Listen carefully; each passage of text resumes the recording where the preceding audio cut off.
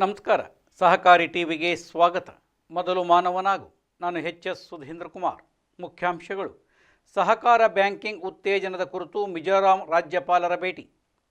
RBI ನಿಯೋಜನೆ ಪ್ರಸ್ತಾವನೆಗೆ ಬೆಂಬಲ. ಭಾರತೀಯ ರಿಸರ್ವ್ ಬ್ಯಾಂಕ್ ನೀಡಿದ ಬ್ಯಾಂಕಿನ ಹೊಸ ಶೆಡ್ಯೂಲ್ಡ್ ಬ್ಯಾಂಕ್ ಸ್ಥಾನಮಾನ ಮತ್ತು ಅಭಿವೃದ್ಧಿ ಮತ್ತು ಹಣಕಾಸು ಸೇರ್ಪಡೆಗೆ ಅದರ ಪರಿಣಾಮಗಳ ಕುರಿತು ಚರ್ಚಿಸಲು ಸಹಕಾರ ಇಲಾಖೆ, ನಬಾರ್ಡ್ ಮತ್ತು ಮಿಜೋರಾಂ ಸಹಕಾರಿ ಅಪೆಕ್ಸ್ ಬ್ಯಾಂಕಿನ ಅಧಿಕಾರಿಗಳು ಐಜ್ವಾಲ್ನಲ್ಲಿ ಗವರ್ನರ್ ವಿಜಯ್ ಕುಮಾರ್ ಸಿಂಗ್ ಅವರನ್ನು ಭೇಟಿ ಮಾಡಿದರು. ರಾಜ್ಯಪಾಲರು ಈ ಸಾಧನೆಯನ್ನು ಶ್ಲಾಘಿಸಿದರು. ಇದು ರಾಜ್ಯ ಇಲಾಖೆಗಳು ಬ್ಯಾಂಕಿನ ಮೂಲಕ ಅಧಿಕೃತ ವಹಿವಾಟುಗಳನ್ನು ನಡೆಸಲು ಮತ್ತು ನಾಗರಿಕರಿಗೆ ಸೇವೆಗಳನ್ನು ಬಲಪಡಿಸಲು ಅನುವು ಮಾಡಿಕೊಡುತ್ತದೆ ಎಂದು ಹೇಳಿದರು.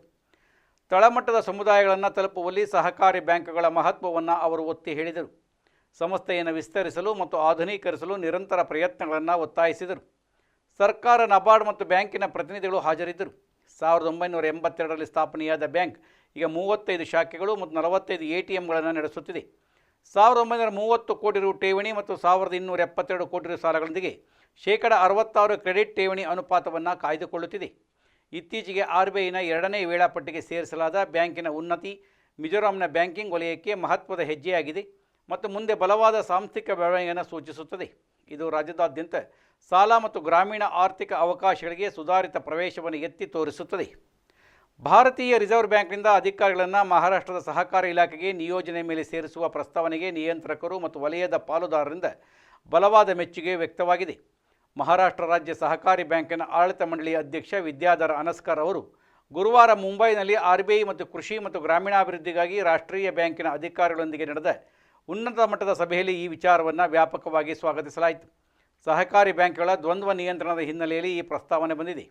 ಅಲ್ಲಿ ನಗರ ಸಹಕಾರಿ ಬ್ಯಾಂಕ್ಗಳು, ರಾಜ್ಯ ಸಹಕಾರಿ ಬ್ಯಾಂಕ್ಗಳು ಮತ್ತು ಜಿಲ್ಲಾ ಕೇಂದ್ರ ಸಹಕಾರಿ ಬ್ಯಾಂಕ್ಗಳು ಸಹಕಾರ ಇಲಾಖೆ ಮತ್ತು RBI ಎರಡರಿಂದಲೂ ನಿಯಂತ್ರಿಸಲ್ಪಡುತ್ತವೆ. RBIನ ವಿಕಸನಗೊಳ್ಳುತ್ತಿರುವ ನಿಯಂತ್ರಕ ಚೌಕಟ್ಟಿನೊಂದಿಗೆ ರಾಜ್ಯ ಮಟ್ಟದ ನೀತಿಗಳನ್ನು ಜೋಡಿಸುವುದು ನಿರಂತರ ಸವಾಲಾಗಿದೆ.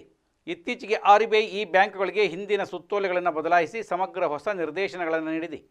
ಸಿಬ್ಬಂದಿ ಮತ್ತು ಮಂಡಳಿಯ ಸದಸ್ಯರ ಸಾಮರ್ಥ್ಯ ವೃದ್ಧಿಯೊಂದಿಗೆ ಈ ನವೀಕರಿಸಿದ ಮಾನದಂಡಗಳ ಪರಿಣಾಮಕಾರಿ ಅನುಷ್ಠಾನವನ್ನು ಖಚಿತಪಡಿಸಿಕೊಳ್ಳುವುದು ನಿರ್ಣಾಯಕವಾಗಿದೆ. ಈ ಸಂದರ್ಭದಲ್ಲಿ ಅನುಭವಿ RBI ಅಧಿಕಾರಿಗಳನ್ನು ನಿಯೋಜನೆಗೆ ತರುವುದು, ನೀತಿ ಜೋಡಣೆಯನ್ನು ಬಲಪಡಿಸಲು, ನಿಯಂತ್ರಕ ತಿಳುವಳಿಕೆಯನ್ನು ಸುಧಾರಿಸಲು ಮತ್ತು ಸಹಕಾರಿ ವಲಯದೊಳಗೆ ತರಬೇತಿಯನ್ನು ಹೆಚ್ಚಿಸಲು ಪ್ರಾಯೋಗಿಕ ಪರಿಹಾರವೆಂದು ಪರಿಗಣಿಸಲಾಗಿದೆ. ಗಮನಾರ್ಹವಾಗಿ, ಚರ್ಚೆಯ ಸಮಯದಲ್ಲಿ RBI ರಾಜ್ಯ ಸರ್ಕಾರಕ್ಕೆ ಯಾವುದೇ ಆರ್ಥಿಕ ಹೊರೆಯಿಲ್ಲದೆ ಅಂತಹ ಅಧಿಕಾರಿಗಳನ್ನು ಒದಗಿಸಬಹುದು ಎಂದು ಸೂಚಿಸಲಾಯಿತು. ಈ ಪ್ರಸ್ತಾವನೆಯನ್ನು ಈಗ ಮಹಾರಾಷ್ಟ್ರ ಸಹಕಾರ ಇಲಾಖೆಯು ಪರಿಗಣನೆಗೆ ತೆಗೆದುಕೊಳ್ಳುವ ನಿರೀಕ್ಷೆ ಇದೆ. ಸಹಕಾರಿ ಬ್ಯಾಂಕಿಂಗ್ ವಲಯದಲ್ಲಿ ಉತ್ತಮ ಆಡಳಿತ ಮತ್ತು ನಿಯಂತ್ರಕ ಸಮನ್ವಯದತ್ತ ಮಹತ್ವದ ಹೆಜ್ಜೆಯಾಗಿ ಪಾಲುದಾರರು ಇದನ್ನು ನೋಡುತ್ತಾರೆ.